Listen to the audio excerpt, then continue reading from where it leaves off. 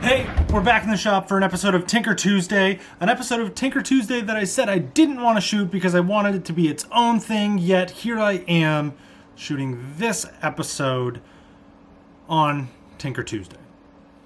If I may ask you to dive into your memory banks just a little bit to recall that bike.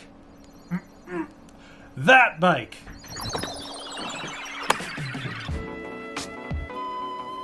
That's right, it's the Budget Challenge gravel bike that myself had started for Nick a little while back, and we're doing a Tinker Tuesday part update because we've got part alert. That's right, ladies and gentlemen, my incredible knack for keeping things incomplete is zero contest for Nick's insane ability to actually purchase the parts that I put forth to him. And, well, I really don't stand a chance when they actually do get shipped to my location. First up in new parts business, we've got tires, WTB Nano 40Cs. Obviously, we went Tano. Second, we've got brakes, Tetro Mini V brakes. Not great packaging for looking at, but Tetro Mini Vs. We've also got these handlebars and this stem. They were purchased at the same time. They are a pair of 3T Ergo Nova handlebars and a 3T ARX stem.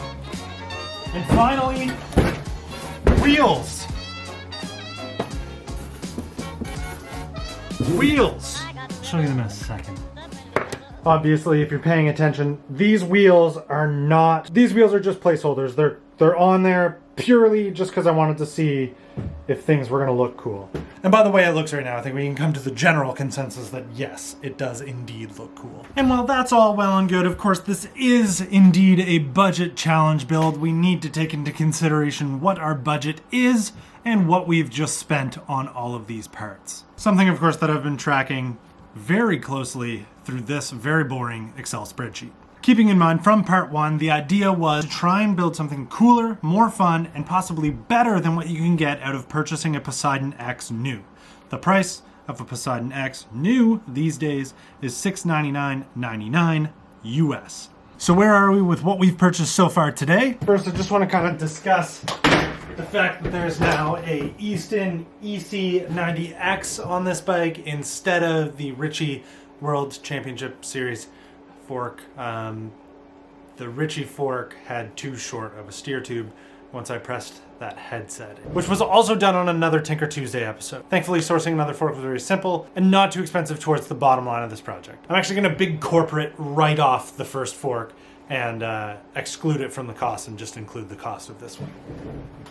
Is that fair? No, but corporate finance isn't either.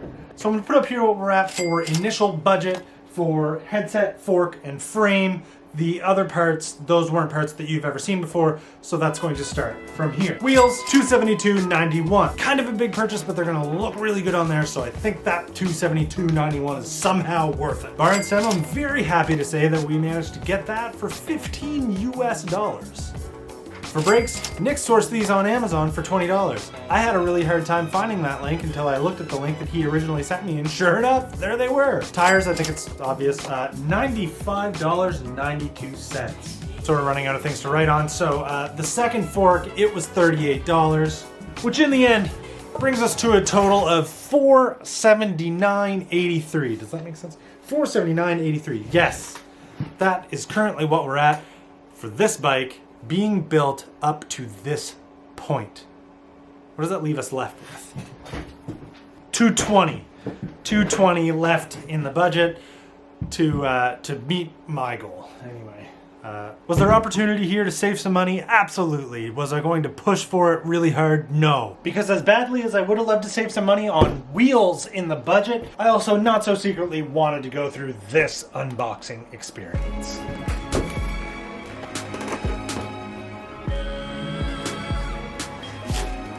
And furthermore, there really is no better looking option than an all black wheel. Especially one for this price.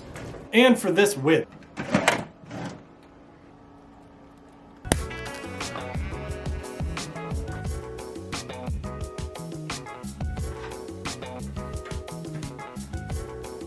I can already tell this looks sweet.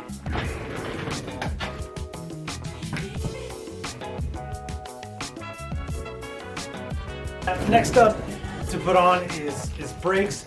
Like I said, we went with the mini V's, and basically what that means is a shorter brake arm.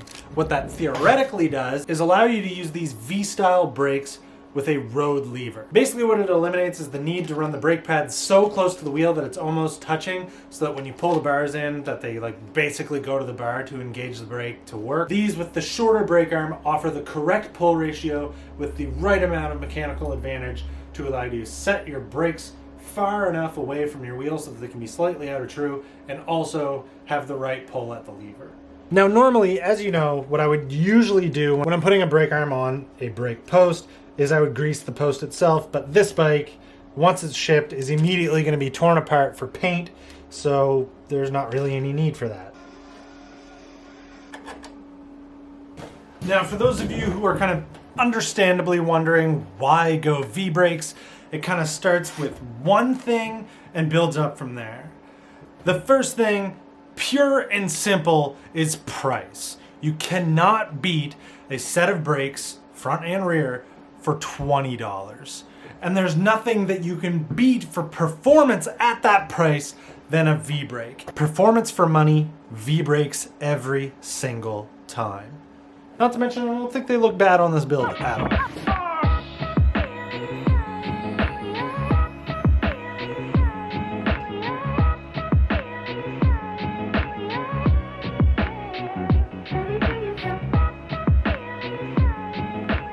So this is everything that I have right now to put on the bike.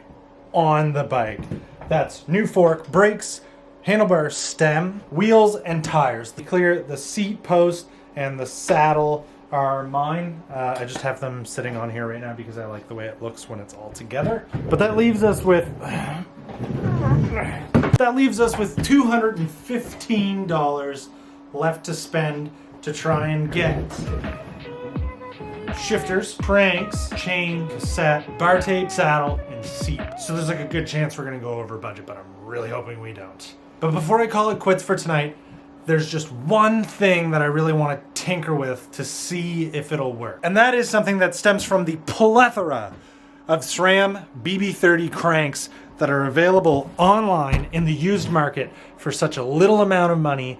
I want to know if either the Apex or the Rivals will fit in English threaded bottom brackets with like BB386. Thankfully I have a Rotor 30mm bottom bracket, a set of Rival cranks that just so happen to be BB30, if these things could possibly work together spacing wise. This again is one of those things you read anecdotes about on the internet of people like making it happen, making it work, but then you can't really trust what they've actually done because everybody loves to lie. I'm gonna be honest, my guess is no.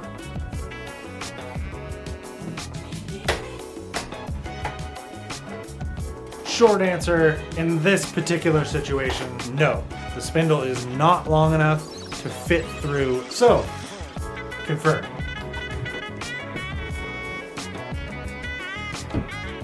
And hey, maybe you noticed the hat. The hats are in, and also so are the t-shirts. There's only 25 hats made, 50 shirts in various sizes, so I don't know how fast they're gonna go. I don't know if they're gonna go at all.